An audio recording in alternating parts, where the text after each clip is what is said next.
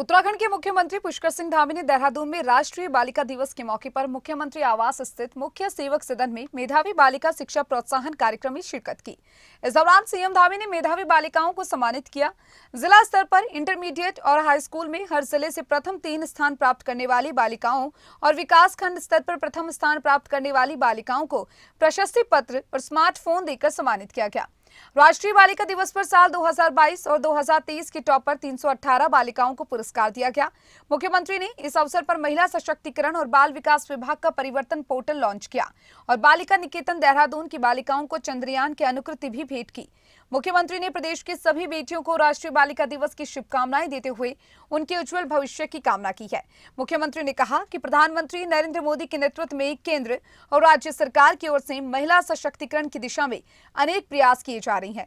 प्रदेश की अपनी सभी बेटियों की सुरक्षा के लिए सरकार पूरी तरह से कटिबद्ध है।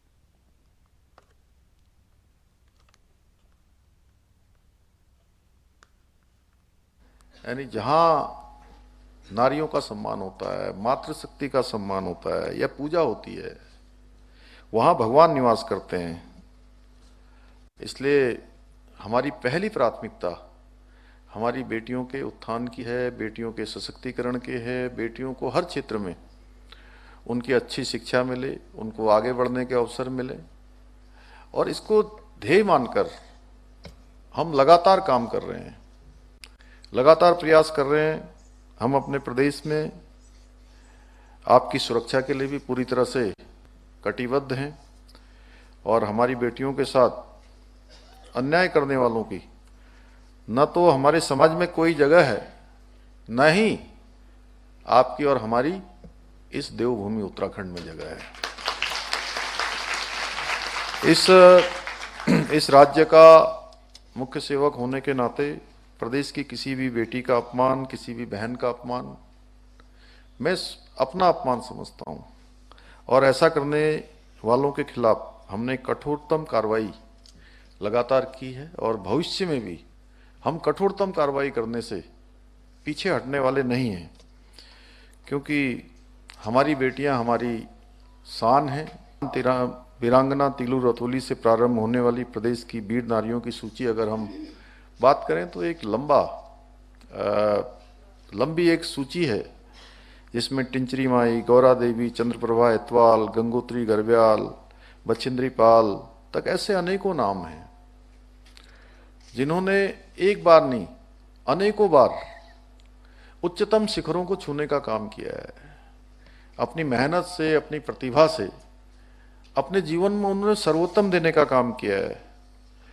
उन्होंने हर चुनौती को छोटा साबित करते हुए जो अनेक कुप्रथाएं चल रही थी, उन कुप्रथाओं को तोड़ने और आत्मसम्मान से जीवन जीने की राह अपने से पीछे आने वालों को भी बताई भी है, दिखाई भी है, और उनके लिए एक प्रेरणा का कारण भी वो बनी है।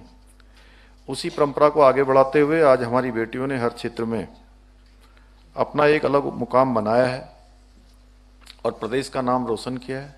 क्योंकि पहले से हमने निर्णय लिया था, हमारे प्रधानमंत्री जी ने माणा गांव में, जब वो पहली बार माणा आए थे, तो माणा गांव में उन्होंने वोकल फॉर लोकल का जो मंत्र जो उन्होंने पूरे देश को दिया है, उत्तराखंड के अंदर भी उन्होंने माताओं बहनों के लिए कहा कि जो भी यात्री, तीर्थ यात्री, पर्यटन यात्री, धार्मिक यात्री हमारे यहाँ आते हैं, वो सब अपनी 5% धनराशि का